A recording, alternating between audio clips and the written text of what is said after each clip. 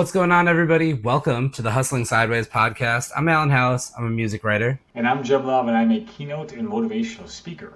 And this is the Hustling Sideways podcast. This might also be the earliest Hustling Sideways podcast record we've ever done. It's a Friday morning.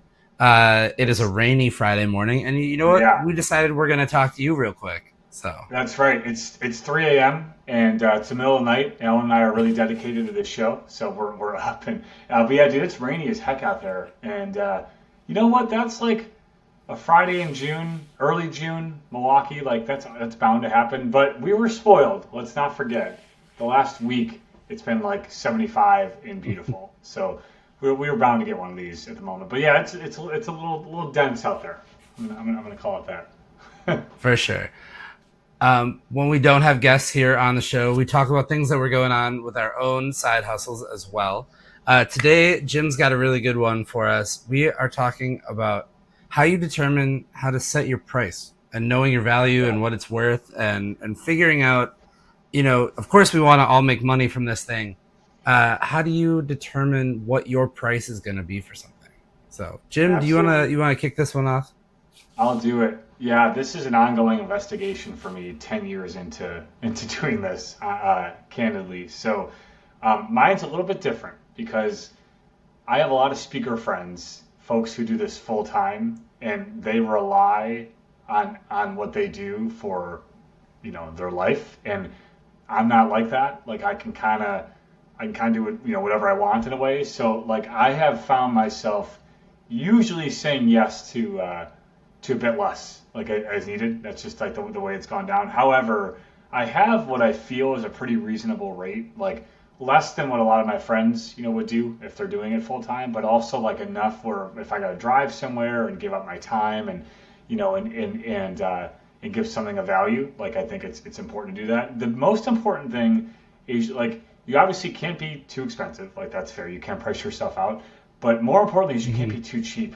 Like I think that's where there's value lost. Like if you're working with a client and you're really cheap, like they're gonna think that that's what they're gonna be getting is cheap services. So it's really Right. uncomfortable to put a value like next to your name. That's hard to do. That took me a long time to figure that out. But once you start getting into whatever it is you're doing, like you should put value on it. So it's like this fine line. But the question I've always asked, Alan, like if I'm giving a conference or a school or whomever like a price range, I ask, is that reasonable based on your budget? And then I know like the response to that question. Usually they're Mm-hmm. truthful. They're like, absolutely, that's fine, and or no, it's not, and like here we go. The thing that I start doing now, in the event that I can't get what I feel like is value of, I've said no before. Let me be clear. If someone can't give me even close to what I'm asking for, it's not the right event for me. But if it's nearby, if it's in the ballpark, I Right. ask for a couple of things in return. I'm like, introduce me to a couple of schools in your area, write me a letter of recommendation, things that they can do that are like beyond, money that work. And I'm always just like, yeah, like this will turn into hopefully a fruitful relationship, like that type of thing. So you got to get creative with it, but it's definitely something where like you have to make sure that you have value for what you do. But like it can't be crazy expensive and it can't be super cheap, and you have to find what's you're comfortable with. And I think I now have a range that works pretty well, but it's flexible. Like I've had schools be like, we can't do that, and I'm like, well, what can you do? And let's talk about that. Or I bring back like if they brought me in for a keynote in a Mm-hmm. workshop, maybe I'm like, how about we just do the keynote? Let's make it less and let's go from there. So I've done that a few Right. times, but budgets are a real thing, and I think like in my line of work, you got to be sensitive to it. But also like I can't. I'm a 10-year professional now. Like I'm not going to go in for nothing. Like I've got to put value next to it. I know what I can Right. bring. So yeah, it evolved a bit more. When I first started, I couldn't do that, but now I can. And there's not a right answer to this, by the way. Like it's still a thing that I reflect on and have to ponder like what the best way is. But I found my comfort zone in all of it. That's what I'll leave it with. For sure. And like you said, that is something that it's so delicate that people think that if you're too low, they're gonna get a subpar product. But Exactly. if you're too high, then they think that you're out of their price range, right? That's right. I like that you're able to be flexible and say, well, okay, give me something additional that eventually leads to money, right? That'll eventually It lead does. into the That's right. next school wanting to book you, or the next conference or whatever, right? Yeah. Mm-hmm. Mm-hmm. This is Yeah. something that I do struggle with doing all the time as well. It goes back to even when I was freelancing, but like the amount of times that I have underpriced myself, even now with like some of the higher priced offers and things that are coming my way, um, being able to like when I go to set my price, I have no idea. Like I don't know what people think I'm worth. I don't know what my reputation is at this point. Um, and so I always kind of try to base it as like, okay, this is where somebody else in the market is, like figuring out where they are. And then how do I go just a little bit under that?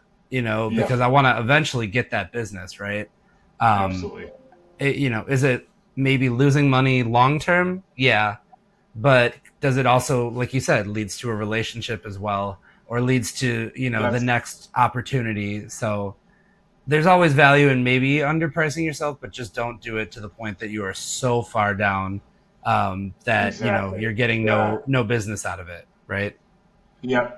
No, I So totally when I agree. It's a started fine line. selling, It's a fine line. yeah, when I started selling advertisements for my current employer for out in Milwaukee, um, Mm-hmm. it was 5 times the amount that I was charging for ads on Breaking and Entering. Not saying that, I mean, there's a giant traffic disparation, difference.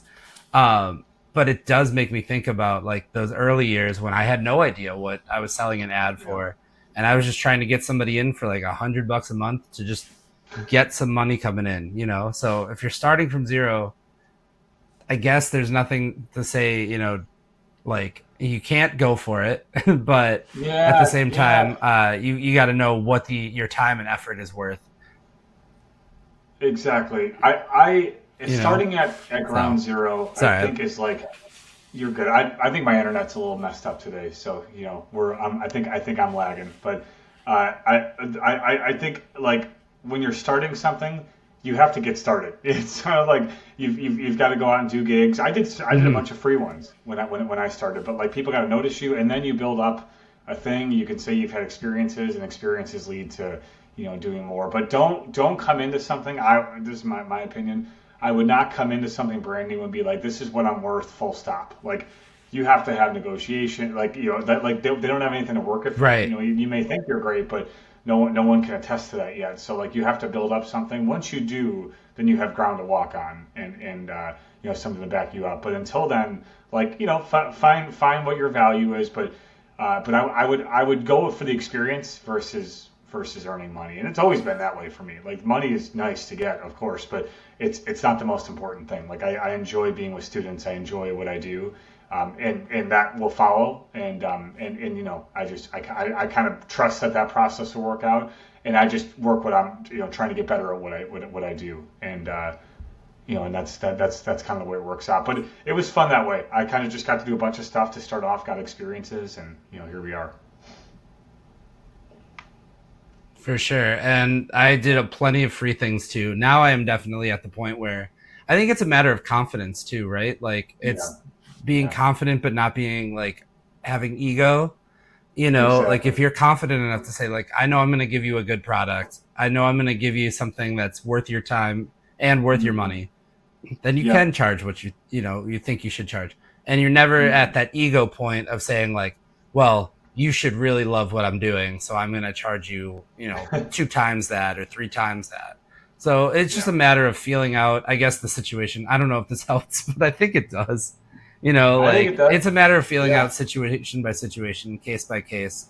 Um, yeah, in our cases anyway. So that's we right. want to know what how do you set your price, and what do you do? Have you ever underpriced yourself?